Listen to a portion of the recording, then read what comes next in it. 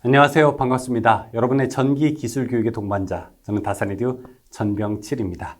이번 시간에는 배전선로와 배전반 공사에 대해서 알아보겠습니다.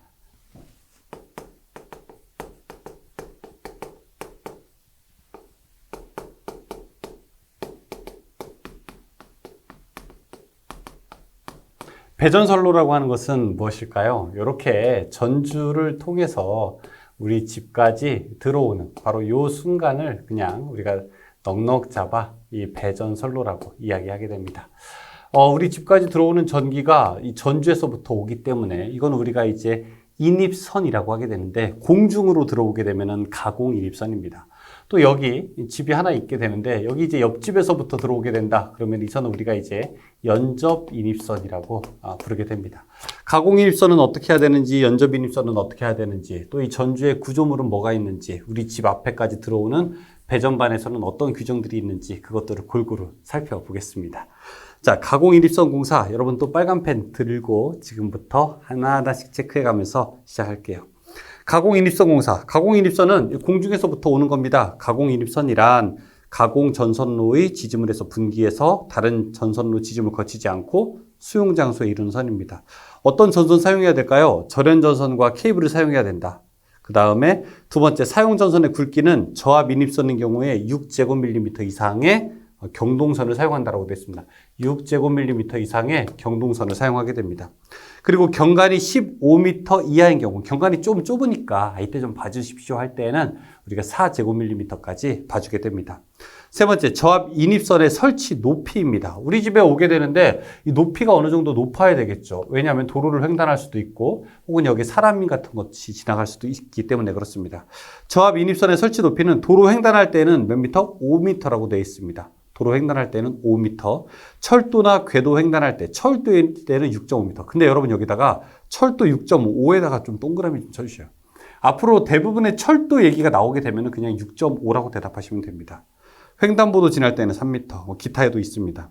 다음에 두 번째, 저압 연접 인입선을 이야기합니다. 이건 이웃 연결선이라고 우리가 이야기합니다. 어느 한 수용가의 인입선에서 분기하여 도중에 지짐을 거치지 아니하고 다른 수용가에 이르는 선을 우리가 연접인입선이라고 하게 됩니다. 연접인입선을 할 때는 지켜야 할 사항이 세 가지가 있어요. 뭐가 있느냐? 자, 첫 번째, 여기 도로가 있다면 폭 5m 넘는 도로를 횡단할 수가 없다.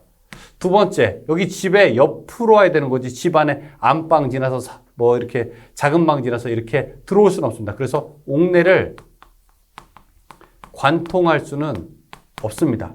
세 번째, 분기점으로부터 100m를 초과할 수는 없습니다. 자, 그러니까 이 세 가지를 우리가 지킬 수 있어야 됩니다. 첫 번째, 인입선에서 분기하는 점으로부터 100m 동그라미, 폭 5m 넘는 도로 동그라미, 옥내 관통할 수 없다 동그라미 쳐주시기 바라겠습니다. 두 번째, 가공 배전선로의 공사, 가공 전선로의 지지물에 하중이 가해질 때 기초안전율은 2 이상으로 해야 된다. 자, 이제 이 지지물을 종류를 한번 볼까요? 우리가 지지물의 종류에는 뭐가 있을까요? 나무로 되어 있는 목주가 있고요. 그 다음에 일반적으로 가장 우리 주변에서 많이 볼 수 있는 거, 철근 콘크리트주입니다. 그 다음에 철로 되어 있는 철주가 있고요. 그 다음에 철탑이 있습니다.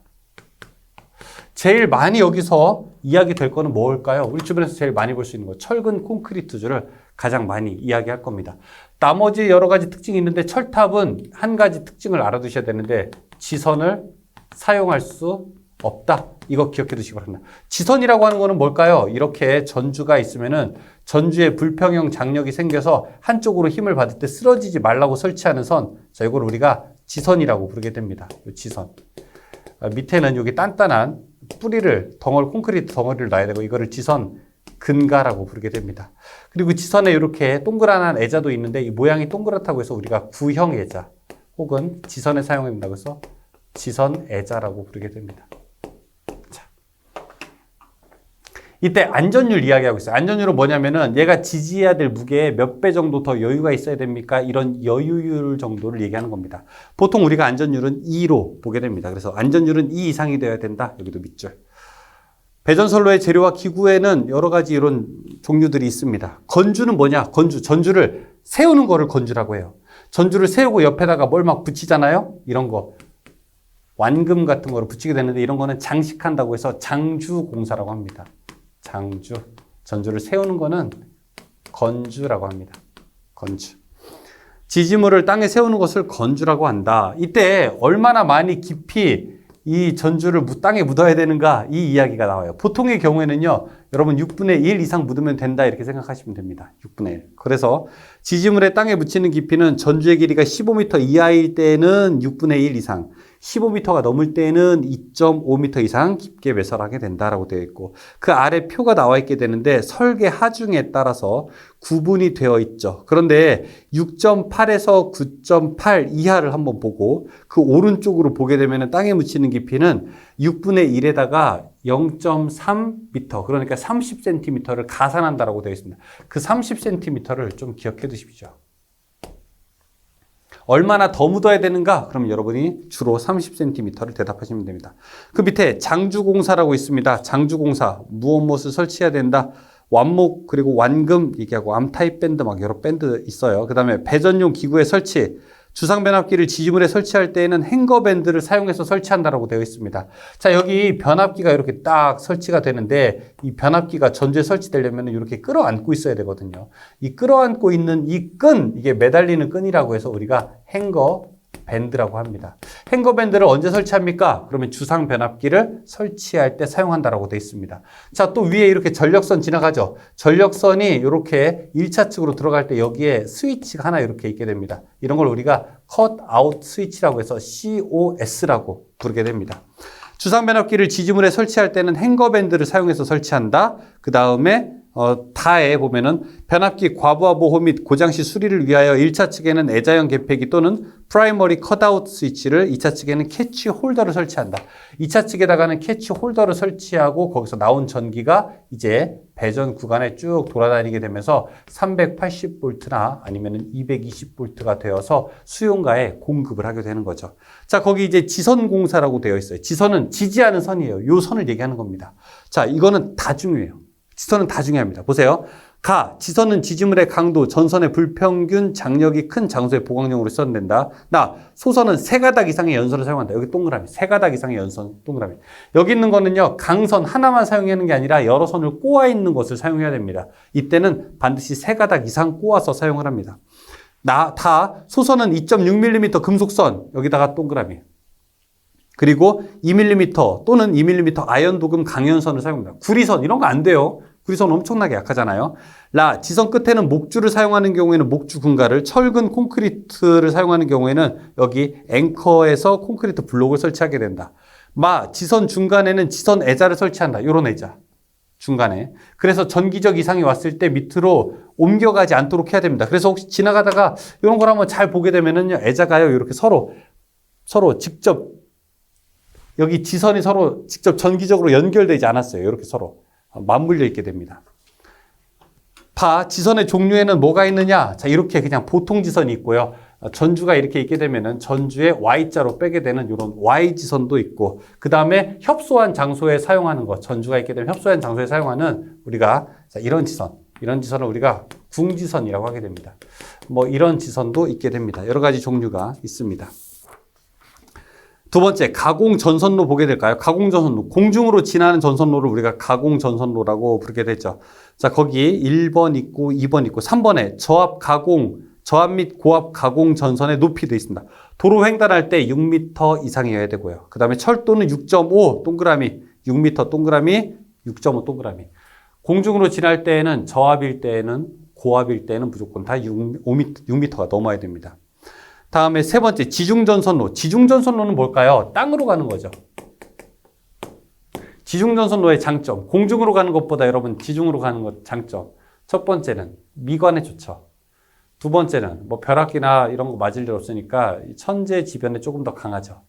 세 번째는 이제 어떤 술 취한 사람이 차 끌고 와서 부딪힐 확률이 없으니까 우리가 안정도도 조금 더 높게 되죠. 근데 이제 단점들이 있죠. 땅으로 전선을 끌어가게 되면 신도시 같은 경우에는 다 우리가 전기가 다 땅으로 가게 되죠. 가지는 단점들은 뭐가 있을까요? 첫 번째는 일단 공사가 조금 어렵죠. 그렇죠?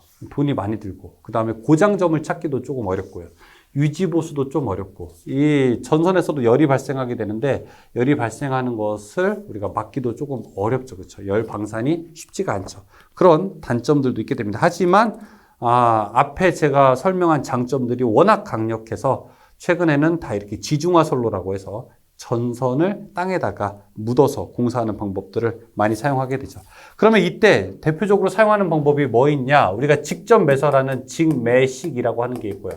두 번째는 직매식은 이렇게 땅에다가 트로프 같은 거에다 놓은 다음에 여기다가 전선을 놓는 거예요. 그 다음에 두 번째는 관로식이라고 하는 게 있습니다. 관로식은 이 땅에다가 중간에 파이프로 가는 겁니다. 파이프. 근데 중간에 이제 맨홀이라고 하는 걸 이렇게 뚫어가지고 사람이 들어가서 관찰할 수 있는 구조로 되어 있는 것. 다음에 여기는 이제 공동구식이 있습니다. 공동구는 큰 터널을 만드는 거예요. 그냥 큰 터널을 만들어서 사람이 여기에 돌아다니면서 뭐 인터넷선도 있고 전력선도 있고 때로는 여기에 이제 하수도 같은 것들도 있어서 터널로 크게 만드는 거로 공동구라고 합니다. 오른쪽으로 갈수록 더 신뢰도가 높죠. 그렇죠? 가격이 근데 비싸다는 단점들이 있게 되죠. 시험 문제에는 직매식을 물어보게 됩니다. 1번. 직매식 할 때 얼마만큼 묻어야 되는가? 이게 바로 시험 문제 나옵니다. 직매식일 때 묻는 깊이는요, 1m입니다. 1.0m. 자, 그런데 만약에,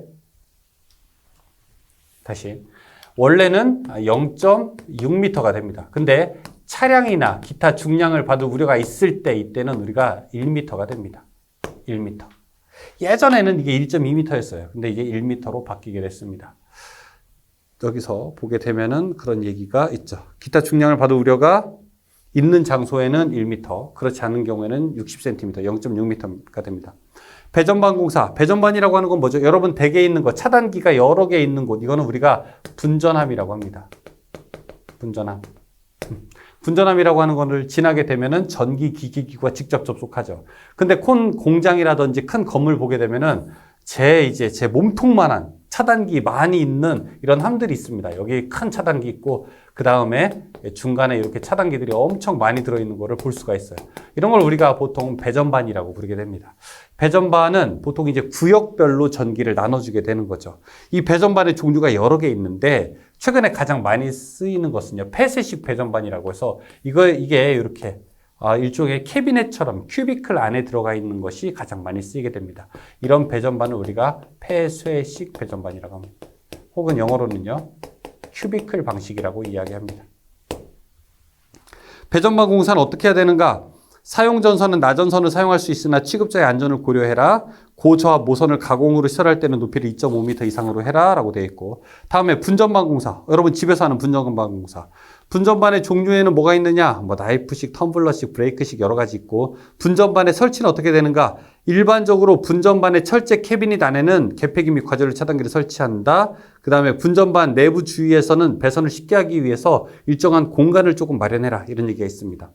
함, 배전반이나 분전반을 넣은 함은 다음 각 호에 적합해야 된다. 첫 번째, 반의 뒤쪽은 배선 및 기구를 배치하지 말아야 될 것. 앞에 분전함이 딱 있게 되면 이 차단기의 앞에서 배선이 이루어져야 되는 거고요. 이 배선이 뒤쪽, 이 분전함의 기구를 붙인 그 뒤에서 이루어져서는 안 됩니다. 반대편, 이면에서 이루어져서는 안 돼요. 전면에서만 이루어져야 되는 겁니다.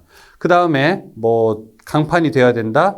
그 다음에 세 번째, 난연성 합성 수지로 된 것은 두께 1.5mm 이상으로 된 내아크성, 아크를 견딜 수 있어야 된다. 그 다음에 네 번째, 강판재인 것은 1.2mm 이상이어야 된다. 이런 얘기들도 있게 됩니다.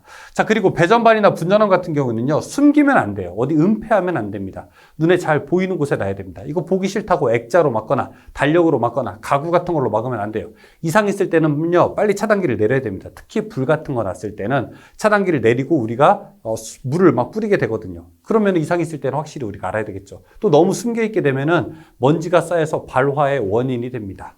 자, 이 내용까지 살펴봤으면 이제 문제 풀어볼게요. 자, 여러분 일시정지하세요.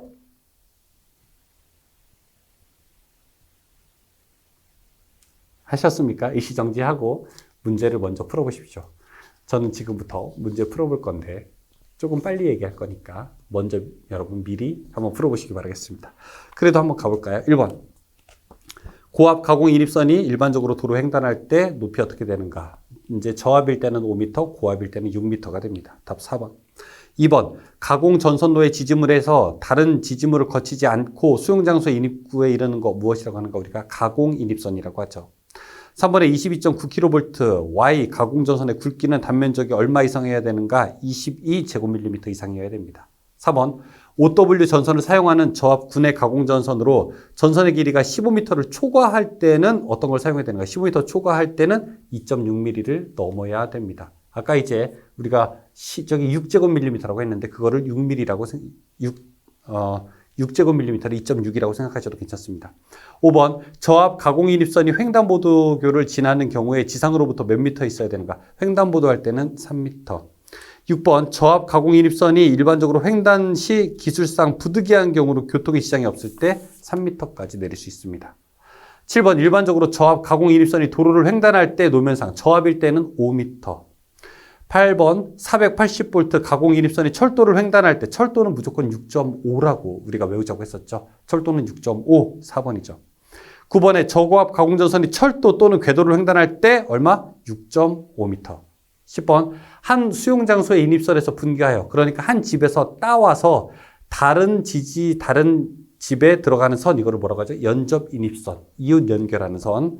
11번 저압 연접인입선 시설에서 제한사항이 아닌 것은 무엇인가? 자, 100m 초과하지 않아야 된다. 2번에 폭 5m 넘는 도로 횡단하지 말아야 된다. 세 번째 옥내를 관통하지 말아야 된다. 근데 네 번째 지름 2.0 이하의 경동선을 사용하지 말아야 된다. 아니에요. 이거는 15m 이내일 때는 2.0도 가능합니다. 12번 연접인입선 시설 제한 규정에서 잘못된 것은 무엇이냐? 4번에 분기하는 점에서 고압의 경우에는 200m를 넘지 않아야 된다. 이 연접인입선은요 고압을 사용할 수 없어요. 저압만 사용합니다. 13번 저압 가공선과 고압 가공전선을 동일 지지물에 시설하는 경우 상호 이격거리는 어떻게 해야 되는가? 이걸 우리가 50cm 이상 이격하게 됩니다.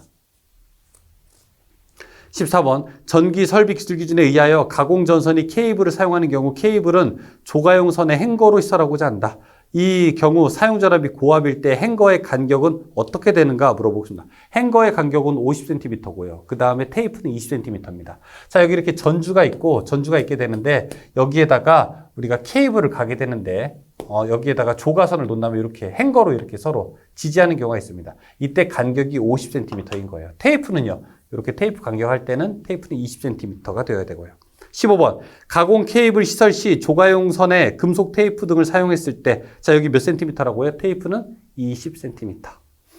16번 고압 전선과 저압 전선이 동일 지지물에 변가로 설치되어 있을 때 어느 선이 위로 위치해야 되는가? 자, 전선이 이렇게 있다. 전주에. 그러면은 고압과 저압 중에서 어떤 게 더 위로 가야 됩니까? 고압. 전압이 높을수록 위에 있고요. 전압이 낮을수록 아래에 있어야 됩니다. 왜냐하면 사람은 아래로 다니잖아요. 그렇죠? 사람과 가까운 쪽이 전압이 더 낮아야 안전하겠죠.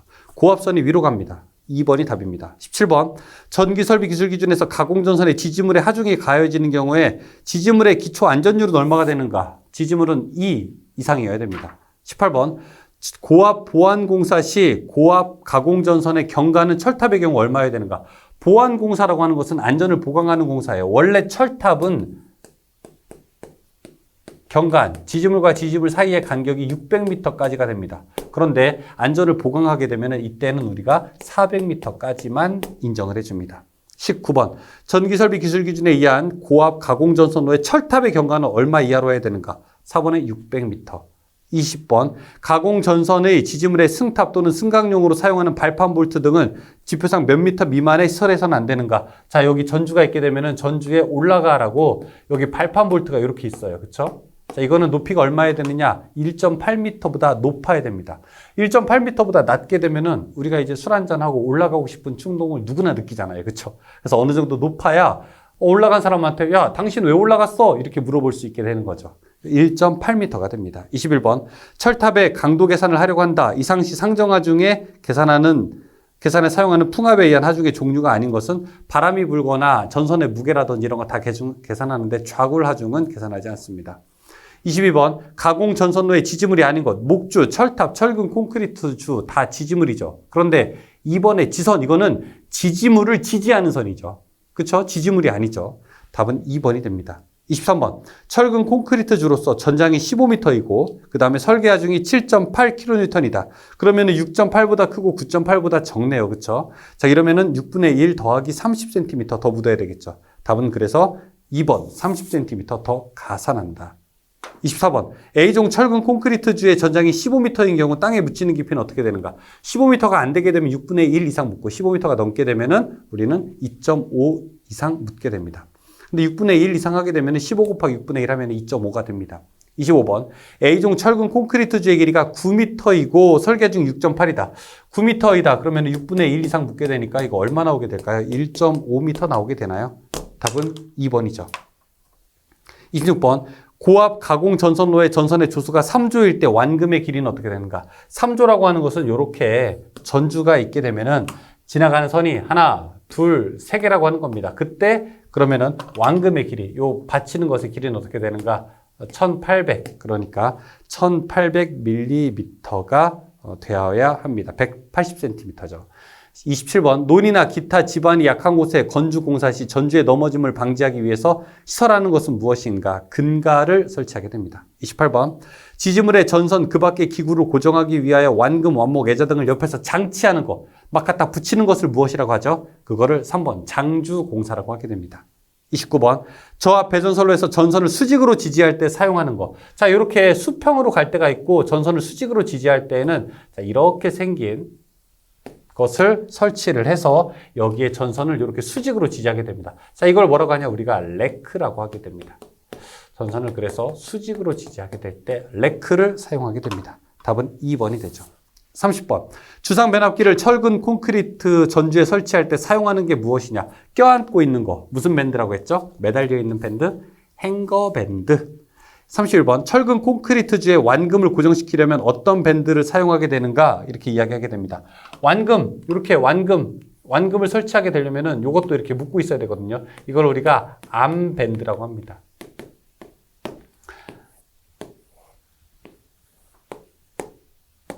암밴드. 그 다음에 넥타이처럼 이 암을 이렇게 받쳐주는 경우가 있어요. 이거를 우리가 암타이라고 하고 이 밴드를 우리가 암타이 밴드라고 하게 됩니다. 32번. 절연전선으로 가선된 배전선로에서 활선 상태인 경우 전선의 피복을 벗기는 것은 매우 곤란하다. 아니 전선이 막 살아있는데 이때 피복 벗기는 것은 매우 곤란하게 되죠. 자, 그때 활선 상태에서 전선의 피복을 벗기는 공구는 이 선이 살아있으면 뭐예요? 활선. 고기가 살아있으면 활선 상태의 공사는 지금은 그렇게 적합하지가 않은 공사 방법이게 되겠죠. 어쨌든 전선의 피복을 벗기는 공구 이름 같은 거는 1번밖에 없어요. 전선 피박기. 33번. 인류하는 곳이 끝났다는 곳이에요. 전선이 마지막. 분기하는 곳에 사용하는 애자는 무엇인가? 현수 애자를 사용하게 됩니다. 34번. 지선의 중간에 넣는 애자는 무엇인가? 구형 애자. 구형 애자, 지선 애자 똑같습니다. 35번. 가공 전선로의 지지물에 지선을 사용해서는 안 되는 것은 무엇인가? 지선을 사용해서 다 지지해도 괜찮은데 철탑은 안 돼요. 철탑은 창피하잖아요. 그렇죠? 철탑식이나 돼서 나를 지지하는 별도의 선이 있다? 아니에요. 그거는. 4번은 아닙니다. 36번. 비교적 장력이 작고 타 종류의 지선을 시설할 수 없을 때 적용하는 지선은 궁지선이라고 하게 됩니다. 궁지선. 좁을 때. 37번. 가공 전선로의 지지물에 시설하는 지선의 안전율은 얼마 이상이 되는가? 지지물의 안전율은 2 이상이 되어야 되고요. 지선의 안전율은 2.5 이상이 되어야 됩니다. 그러니까 여유 있어야 된다는 거예요. 2.5배 정도 더. 38번. 가공 전선로의 지지물에 시설하는 지선에서 맞지 않는 것은 무엇인가? 1번, 2번 맞는데 3번에 소선의 지름이 1.6mm 이상의 동선을 사용할 것? 아니에요. 동선 안 돼요. 2.6mm 이상의 금속선이나 2.0mm 이상의 아연 도금 강연선을 사용해야 됩니다. 39번. 주상변압기의 1차 측 보호장치로 사용하는 것은 무엇인가? 주상변압기 1차 측 보호하는 거 뭐라고 했어요? 이 변압기 있게 되면은 변압기 앞에 있는 컷아웃 스위치, 이거를 COS라고 이야기했었죠. 답은 1번 COS. 40번. 도로를 횡단하여 시설하는 지선의 높이는 지표상 몇 미터 이상이어야 되는가? 5m 이상에 설치하게 됩니다. 41번. 주상변압기를 시설하는 캐치홀더는 어느 부분에 하게 되는가? 캐치홀더, 여기 2차 측의 비접지 측, 즉 2차 측의 전원 측에 설치를 하게 됩니다. 답은 3번. 42번. 변압기의 보호 및 개폐를 위해 사용되는 특고압 컷아웃 스위치는 변압기 용량 얼마 이하에 사용되는가? 보통 300kg 이하에 사용되고 있습니다. 답 3번이죠. 43번. 특고압 배전용 변압기는 사용 전압이 35kV 이하일 때 지표상에서부터 몇 미터 이상의 높이에 설치해야 하는가 물어보고 있습니다. 보통 우리가 이 전주에 설치하는 주상변압기의 높이를 이야기하게 되는데요. 시내 시가지 내에서의 고압용일 때는 4.5m, 35km 이하일 때 특고압일 때는요 5m 이상입니다. 답은 3번 5m 이상에 설치합니다. 44번 배전용 기구인 COS의 용도를 알맞는 것. 여기 컷아웃 스위치 왜 넣는다고 했죠? 1번 배전용 변압기의 1차 측의 시설에서 변압기의 단락 보호용으로 쓰이게 된다. 변압기가 단락됐을 때 스위치가 딱 떨어지게 되거나 아니면 변압기를 교체하거나 아니면 유지 보수할 때도 사용하는 스위치가 됩니다. 45번 전주에서 COS용 완철의 설치 위치는 어떻게 되는가 물어보고 있습니다. 이 최하단 전력선용 완철에서 0.75m 하부에 설치하게 된다. 이건 잘 나오는 문제는 아닙니다. 46번 고압 배전용 변압기는 설치 장소가 시가지 내인 경우에 지표상에서부터 몇 미터 이상의 높이에 설치해야 되는가? 4.5m, 35km 이하일 때는 5m. 47번 다음 괄호 안에 알맞은 내용은 무엇인가? 고압 및 특고압용 기계기구 시설에서 고압은 지표상 몇 미터 이상 설치해야 되는가? 고압일 때는 4.5m 이상, 특고압일 때는 5m 이상 설치를 하게 됩니다. 48번 지중 전선로의 시설 방식이 아닌 것은 무엇인가? 직접 매설식, 관로식, 암거식 이거 다 지중해 매설하는 방법이죠. 그런데 3번에 트레이식, 트라이식 이건 아닙니다. 이거는 트라이식, 트레이라고 해야 되는 게 조금 더 맞는데요. 이렇게 그 지하주차장 같은 데 가보게 되면은 이렇게 사다리처럼 생긴 거에다가 전선을 이렇게 집어넣는 경우가 있습니다. 이런 걸 우리가 트레이라고 부르게 되는 거죠. 49번 지중 전선로를 직접 매설식에 의해서 시설하는 경우에 차량 및 기타 중량물의 압력을 받을 우려가 있을 때 압력을 받을 우려가 있는 곳에 설치하는 것은 몇 미터 이상인가? 이거는 1.0m가 됩니다. 50번 점유 면적이 좁고 운전 보수에 안전하며 공장, 빌딩 등의 전기실에 많이 사용되는 배전반은 어느 것인가? 큐비클형을 많이 사용한다고 했죠. 폐쇄식이라고 해도 똑같아요. 51번 배전반 및 분전반을 넣는 강판재로 만든 함의 최소 두께는 1.2mm 이상이 되어야 됩니다. 52번 다음 중 배선기구가 아닌 것은 무엇인가? 배선기구라고 하는 것은 전등이나 가전기기를 이용하는 데 필요한 그 기구, 전등을 직접 제어하는 기구 이런 것들을 우리가 배선기구라고 하게 됩니다. 개폐기, 접속기, 배선용 차단기 다 들어가는데 1번 배전반은 아니에요. 배전반은 그런 기구들이 들어가 있는 곳이죠. 53번 분전반에 대한 설명으로 틀린 것은 무엇인가? 자, 1번 모두 전면했다. 2번 두께 1.5 이상으로 했다. 세 번째 강판은 1.2 이상으로 했다.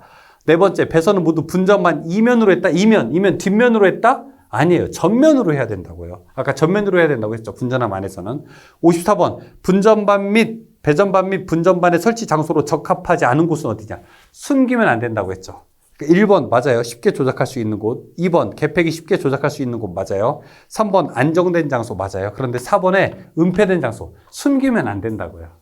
절대 배전반, 분전반 숨기면 안 됩니다. 답은 그래서 4번이 되겠네요. 자, 여기까지 우리가 배전선로와 배전반 공사에 대한 내용을 마쳤습니다. 굉장히 조금 길다면 긴 강의였는데 이제는 뒤에는 짤막짤막해서 마지막으로 향해 가 보겠습니다. 수고하셨습니다.